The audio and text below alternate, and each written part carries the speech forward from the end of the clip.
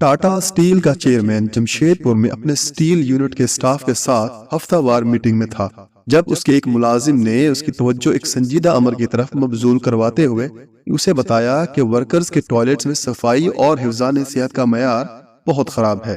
مزید اس نے یہ کہا کہ دوسری طرف افسران کے لیے مختص ٹوائلٹس میں صفائی ستھرائی کا معیار بہت ہی اعلیٰ ہے۔ ایگزیکٹوز کے ٹوائلٹس ہمیشہ ہی صاف ستھرے جبکہ ورکرز کے ٹوائلٹ کی حالات بہت ہی خراب ہیں۔ چیئرمین نتارجن چندر سیکھرن نے اپنے ساتھ کھڑے ہوئے ایک اعلیٰ درجے کے ایگزیکٹو سے پوچھا کہ اس شکایت کے ازالے اور معاملات کی درستگی کے لیے کتنا وقت درکار ہے۔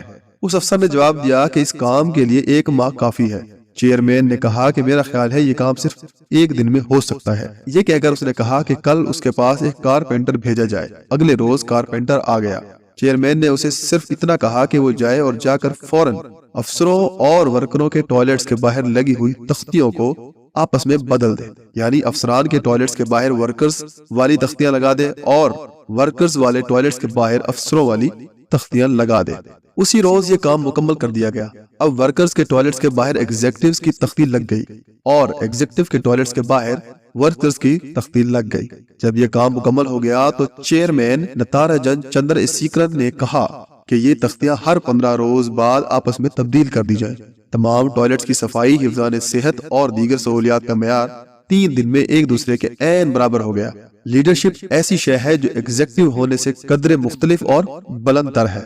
مجھے یہ واقعہ ایک دوست نے پوسٹ کیا ہے۔ اس پوسٹ کے نیچے درج ہے کہ یہ کوئی کہانی نہیں بلکہ حقیقی واقعہ ہے۔ ویسے ایمانداری کی بات ہے کہ مجھے اب ذاتی طور پر ایسے آنے والے پیغامات اور پوسٹوں پر اعتبار نہیں ہے۔ اس کے نیچے تو صرف یہ عام سا نوٹ لکھا ہوا ہے کہ اگر بیان حلفی بھی ہو تو اس پر اعتبار نہیں رہا کہ لوگوں نے قصے کہانیاں بنا کر پوسٹ کرنا اور پھر ایسی پوسٹ کو فارورڈ کرنا وتیرہ بنا لیا ہے، اور اب سچ اور جھوٹ کے درمیان فرق بالکل ختم ہو کر رہ گیا ہے۔ لیکن اس کی حقیقت سے قطع نظر اس سارے واقعہ سے معاملات کو فوری اور خوب تر طریقے سے حل کرنے کا سبق ضرور ملتا ہے۔ میں نے شاہ جی کو یہ واقعہ سنایا اور ان سے کہا کہ واقعہ ہوا ہے یا نہیں ہوا، لیکن اس میں پوشیدہ سبق سے لیڈر اور محض افسر میں فرق ضرور سمجھ میں آتا ہے۔ شاہ جی کہنے لگے، بندہ خدا ہر بات کو حساب کتاب کے حوالے سے نہیں پرکھتے اور ہر چیز پر منطق نہیں جھاڑتے۔ اس واقعے میں دانائی کا پہلو دکھائی دیتا ہے اور بس یہی کافی ہے۔ اب بھلا حکایات سعدی کی ہر حکایت کی کس نے تصدیق کی ہے؟ 1000 سال سے یہ حکایات محض اس لیے زندہ ہے کہ ہر حکایت میں ایک سبق اور دانائی پوشیدہ ہے۔ یہ چیزیں تمثیل کے طور پر آپ پر اثر انداز ہوتی ہیں اور اس سے آپ کچھ ایسا حاصل کرتے ہیں جسے ہم لوگ حکمت یا فوک وزڈم کہہ سکتے ہیں۔ ایسی باتوں سے دل و دماغ کی کھڑکیاں کھولی اور روشن کی جاتی ہیں، نہ کہ ان کی تاریخی وجود پر تحقیق شروع کر دی جائے کہ شیخ سعدی کی کون سی حکایت واقعتاً وقوع پذیر ہوئی تھی اور کون سی محض افسانہ ہے۔ میں نے عرض کی، شاہ جی میری غلطی کو معاف فرما دیں اور اب یہ بتائیں کہ اس حکایت سے ایسا کون سا اخلاقی نتیجہ یا دانائی کا پہلو نکلتا ہے جو موجودہ صورتحال میں ہمارے لیے کوئی سبق لے کر آئے۔ شاہ جی کہنے لگے، اگر ہمارے ہاں نظام انصاف پر لگی ہوئی طاقتوروں اور کمزوروں کی تختی ہر 15 روز بعد بدل دی جائے، جیسے ٹاٹا اسٹیل کے دفتر کے ٹوائلٹس کی ایگزیکٹوز اور ورکرز کی تختیاں ہر 15 روز بعد تبدیل کرنے سے ٹوائلٹس کا نظام درست ہو گیا اور کمپنی کے ایگزیکٹو اور ورکرز کو ایک ہی معیار کی صفائی اور لوازمات والے یکساں قسم کے ٹوائلٹس کی سہولت میسر آ گئی تھی، ہمارے ہاں ہر 15 روز بعد زور آوروں اور محکوموں کے مابین عدل و انصاف کے پیمانے سویپ ہونے چاہیے۔ جو انصاف ادھر امیروں، طاقتوروں اور زور آوروں کو مل رہا ہے وہ اگلے 15 روز کے لیے اس ملک کے غریب، لاچار، مقہور اور مجبور عوام کو فراہم کیا جائے۔